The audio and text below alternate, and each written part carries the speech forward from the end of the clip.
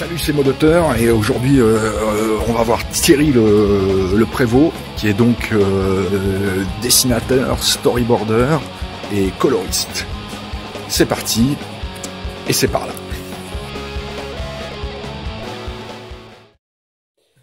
Mon premier mot ce serait passion.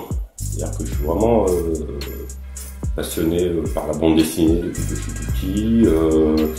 Passionné par le dessin animé aussi. On a toujours, dans la famille, on a toujours été baigné dans ce milieu-là, quoi. Et là, ça sera mon deuxième mot, famille. Mon père ramenait toujours des BD à la maison. Mon frère est un collectionneur de BD. Ça m'a donné envie d'en faire.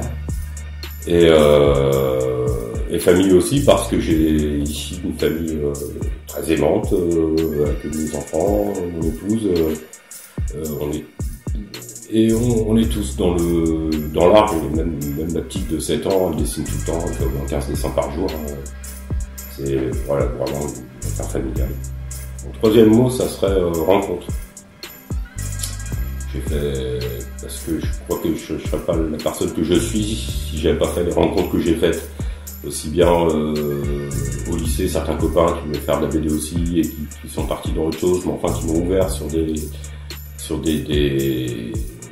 auteurs que je connaissais pas du tout, parce que moi j'étais très Spirou, l'école de Marcinelle, et des copains qui m'ont pointé plein de Bilal, de Tourier, après d'autres qui m'ont fait découvrir les éditions Futuropolis, le travail de Baudouin, de Golo, et puis les gens que j'ai rencontrés aux Beaux-Arts, et puis ont travaillé dans le dessin animé.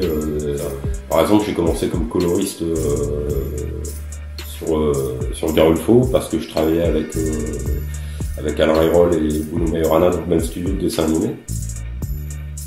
Et en fait, comme moi je travaillais sur les décors des dessins animés, l'acrylique à l'époque, ils étaient en train de monter leur projet, et puis à un moment ils ont tous les deux levé la tête vers moi, ils ont fait « mais ça te dirait d'être le coloriste sur la BD ?» Je me suis retrouvé coloriste de Garulfo, du coup ça a plu à d'autres dessinateurs qui m'ont proposé de faire leurs couleurs. Et voilà comment petit à petit je suis rentré dans ce milieu-là. Et puis je me suis retrouvé aussi, quand j'ai connu la compagne Nathalie, elle travaillait sur un scénario avec un dessinateur qui travaillait sur d'autres projets et qui du coup comptait laisser tomber. Donc je me suis retrouvé à dessiner le deuxième tome de cette série qui s'appelait Targiscar, c'était une série de science-fiction. Au fil en aiguille, de rencontre en rencontre, tu te retrouves et j'ai toujours vivoté entre la BD et le dessin animé parce que, suivant les rencontres, justement. Et puis pour des questions financières aussi, quand même, pour le dessin animé. Mon quatrième mot serait justement couleur. Parce que je me destinais pas du tout à ça au départ. Et en fait, j'ai eu une opportunité, alors que j'étais étudiant, d'un job d'été qu'on n'aurait pas imaginé. C'était de mettre en couleur les pages de Bill Watterson pour Kevin et Hobbes, pour les éditions françaises. Et par le biais d'une copine qui connaissait Didier Passamoni, qui travaillait chez Hachette à cette époque-là.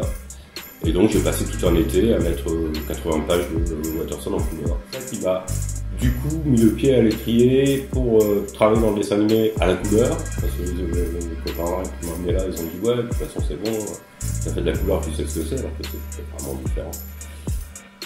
Cinquième mot, ça serait exigence.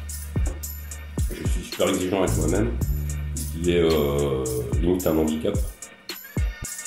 Parce que du coup je suis très lent pour faire de la bande dessinée. Je refais je sais pas combien de fois le même dessin. Alors riche financièrement, non. Enfin ça va, on s'en sort. Maintenant je travaille dans le dessin animé, je fais du storyboard, donc j'ai un salaire. Parce que sinon, je vais rien apprendre à qui que ce soit sur la situation des auteurs de bande dessinée, c'est une catastrophe. Ils touchent peu d'argent, il y a des contributions sociales qui ne fonctionnent pas très bien en plus.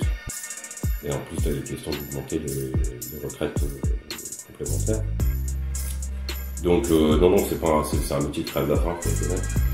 Et donc du coup, moi je travaille maintenant dans le dessin animé, je fais du storyboard, ce qui est relativement bien payé, et ce qui fait que avec le salaire de ma compagne, on arrive maintenant à s'en sortir. Il y a quelques années, on a vraiment une période de vache maigre, où j'en étais même à à me dire je vais vendre mes originaux, mes quelques planches, et puis en fait, j'ai pas réussi à m'en défaire, parce que j'étais trop sentimental. Et par contre, je suis riche de ce dont j'ai parlé avant, quoi. Tu vois, je suis riche de mes rencontres avec les gens, je suis riche de ce que j'apprends dans les livres, dans les films, voilà, je suis riche en amour, en culture et en rencontre, en amitié.